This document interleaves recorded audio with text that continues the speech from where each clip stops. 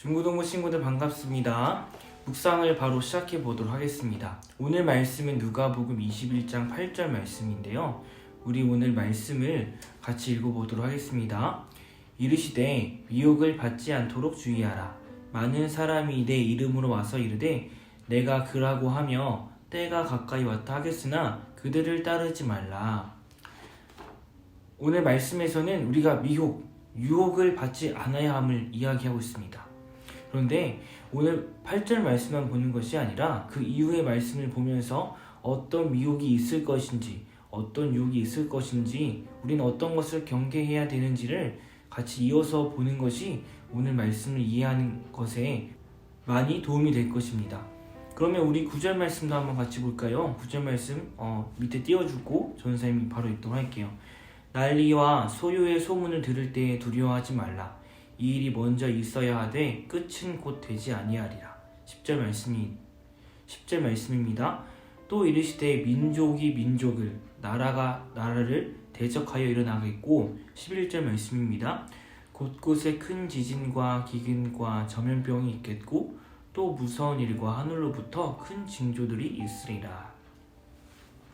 오늘 말씀은 굉장히 좀 무서운 말씀이죠. 나라가 나라를, 민족이 민족을 대적하여 여러 가지 분쟁이 일어난다는 것입니다. 근데 우리 지금 현 시대를 보면 이것이 어느 정도 조금씩은 일어납니다.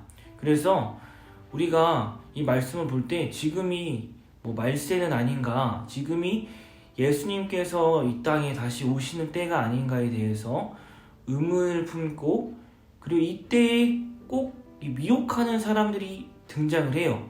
등장을 해서 예수님이 다시 오실 거고 하나님이 말씀하실 때가 이때라고 하면서 이 이단과 사이비들이 기승을 부립니다.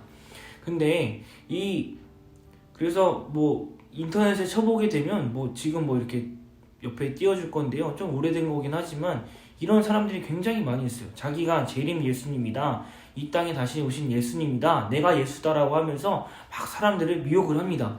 근데 신기한 게 진짜 이 사람들 따라갑니다. 많은 돈을 또 이 사람에게 헌금을 하고 이 사람을 따라다닙니다. 정말 큰 사건이 있었죠. 1992년 10월 28일입니다.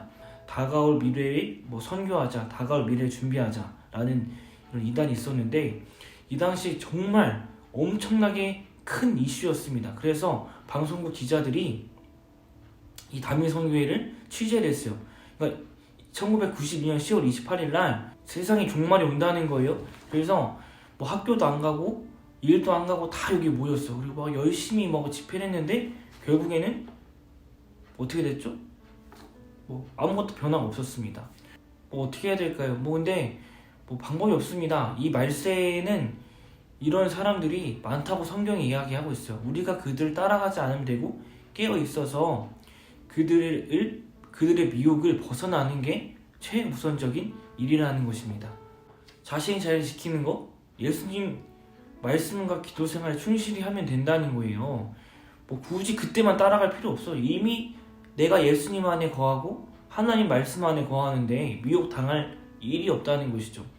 그리고 그 사람들이 와서 말세라고 하면서 막 미혹할 때 그날은 예수님도 몰라요. 항상 우리가 그 자리에 있으면은 그럴 필요가 없다는 거예요. 근데 이 유혹이 언제 넘어가냐?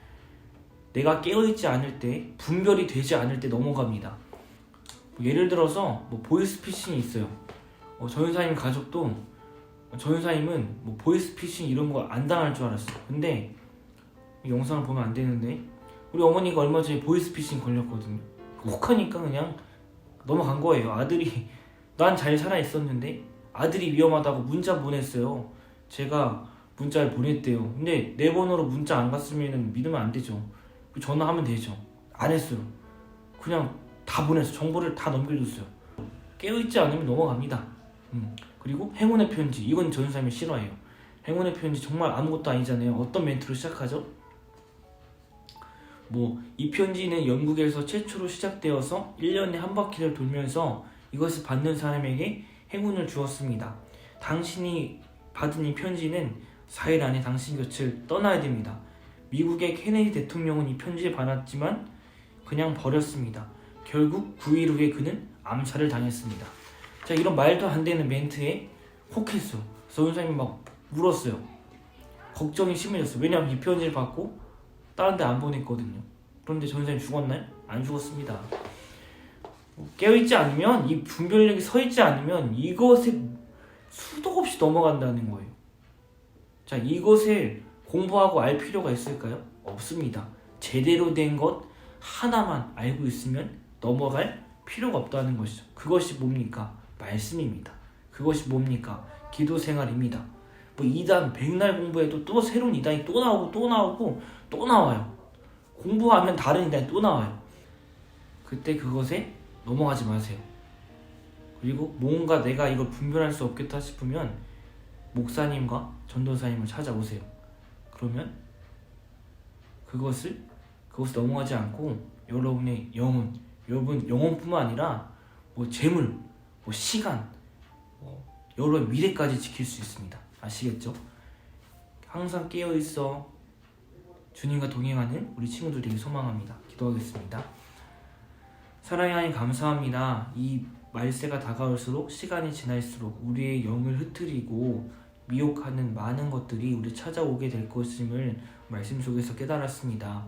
우리가 그것에 넘어가지 않게 하여 주시고 주님만을 섬기고 따르며 말씀을 정확히 알고 있어서 그것을 넘어가지 않고 그것을 오히려 차단하고 그것을 대적할 수 있는 우리 친구들 될 수 있도록 인도하여 주시옵소서. 이 모든 말씀 예수님의 이름으로 기도드렸습니다.